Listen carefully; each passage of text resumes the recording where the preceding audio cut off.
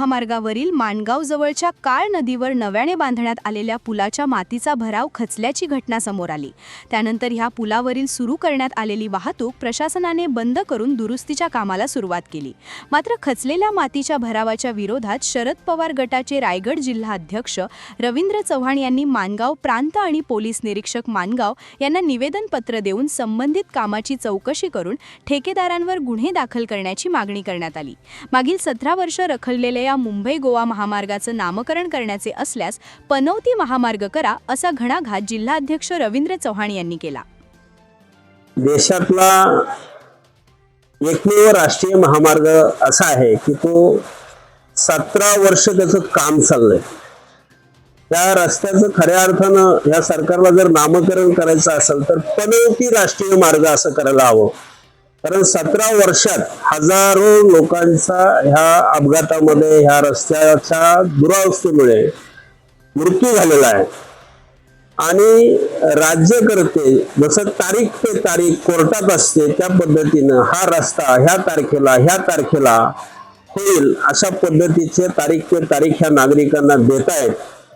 आणि तो 17 वर्ष लांबत चाललेला रस्ता इतका निकृष्ट दर्जाचा आहे, कारण त्याच्यामध्ये राज्यकर्ते, कॉन्ट्रॅक्टर आणि शासकीय असणारे अधिकारी हे त्यामध्ये भ्रष्ट झालेले आहेत।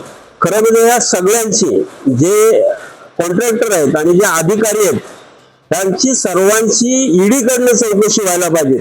त्यांच्या घरामध्ये गबाड सापडेल मोठमोठं, एवढं खाल्लंय की जिथं सिमेंट पाहिजे, जिथं मुरुम पाहिजे त्याऐवजी माती टाकलेली आहे।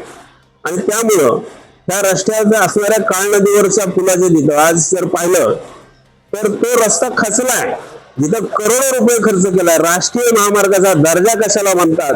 आणि मग ह्या लोकांची बिलं कशी निघतात? त्यांची बिलं तात्काळ थांबली पाहिजे, त्यांच्यावरती फौजदारी कारवाई झाली पाहिजे आणि यांची ईडी मार्फत चौकशी झाली पाहिजे, अशी आमची मागणी आज आमच्या निवेदनाच्या माध्यमातून राष्ट्रवादी काँग्रेस शरदचंद्र पवार पक्षाच्या वतीनं आमचे सर्व सहकारी माणगाव तालुका अध्यक्ष राजू रोडेकर आणि शिवर्धनचे विभागाध्यक्ष या ठिकाणी संताजी पवार, आमची इतर सर्व सहकारी, आम्ही ही टीम या ठिकाणी येऊन आम्ही मागणी केलेली आहे। आणि जर यांनी तात्काळ त्यांच्यावर फौजदारी कारवाई केली नाही तर आम्ही येणाऱ्या 8 दिवसामध्ये रास्ता रोको करू।